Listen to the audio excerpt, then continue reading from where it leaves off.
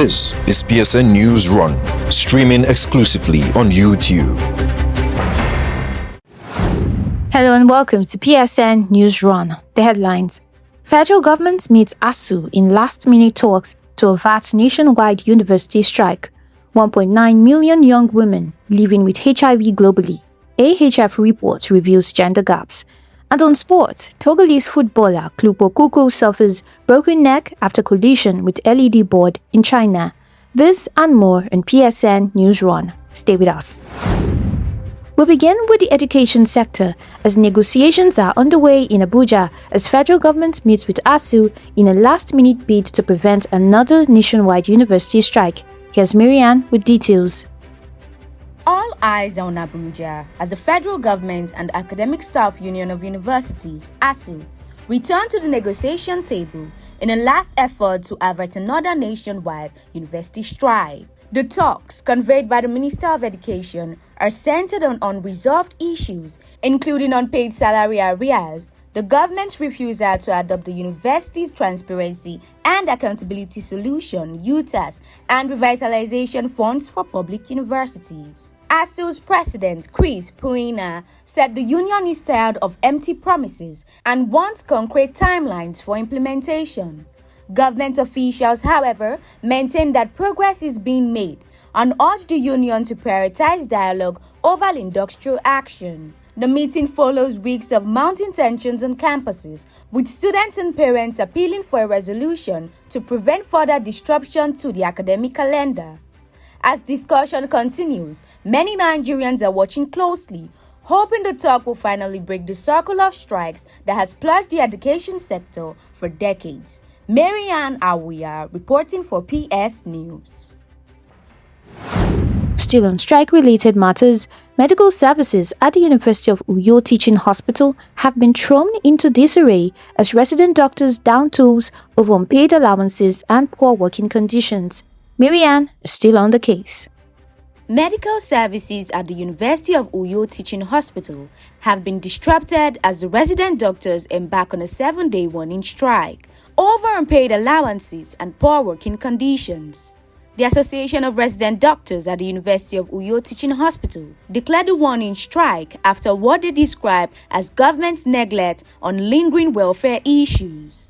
According to the union, the strike follows months of unfulfilled promises regarding hazard allowance, salary arrears, and the provision of essential medical supplies. The doctors say they have been stretched thin by poor infrastructures and delayed payments, putting patients' care at risk. Hospital sources confirmed that only skeletal services are being offered as consultants and nurses struggle to manage patient load. The doctors have given management 7 days to address their demands before escalating into an indefinite strike. The strike adds to the growing unrest in Nigeria's health sector, where doctors across several states continue to demand better working conditions and pay. Marianne Awuya, PS News. In Lagos, good news as Governor Babajide Sanwo-Olu has signed a landmark executive order making health insurance compulsory for every resident. Let's join Daniel for the details. Governor Babajide Sanwo-Olu has signed a new executive order making health insurance mandatory for all residents of Lagos State, a major policy shift aimed at expanding access to affordable health care. The new order, signed at Lagos State House, allows mandate every resident, regardless of income or social status, to enroll in the state health insurance scheme known as Ilera Eco. The move, according to the governor, is designed to achieve universal health coverage and reduce out-of-pocket medical expenses for Lagosians. Under the policy, employers are required to register their staff, while individuals in the informal sector will be encouraged to sign up through accredited community agents. The Lagos Health Management Agency will lead implementation and enforcement. Commissioner for Health, Professor Akin Abayomi, described the order as a game changer that will protect families from catastrophic medical costs and improve overall health outcomes in the state. With Lagos setting the pace, health experts say the policy will become a model for other Nigerian states seeking to strengthen public health care systems. Reporting for PS News, Daniel Okejeme. On the international scene, a new report by the AIDS Healthcare Foundation reveals that nearly 1.9 million young women worldwide are living with HIV, exposing deep gender gaps in global prevention efforts. Is sounding the alarm as new data shows that 1.9 million young women around the world are currently living with HIV, highlighting the gender gap in the global fight against the virus. According to AHF, young women, particularly those between 13 and 24 years, are twice as likely to contract HIV compared to their male counterparts. The foundation attributes this to a mix of biological vulnerability, gender inequality, and limited access to sexual health education and prevention services. In sub-Saharan Africa alone, where Nigeria remains a major concern, adolescent girls and young women account for more than 60% of all new infections. Experts warn that unless global leaders invest more in awareness, testing, and female-focused prevention programs, the numbers could worsen. AHF says ending HIV by 2030 will depend on empowering young women with both education and equitable healthcare access, a call it insists can no longer wait.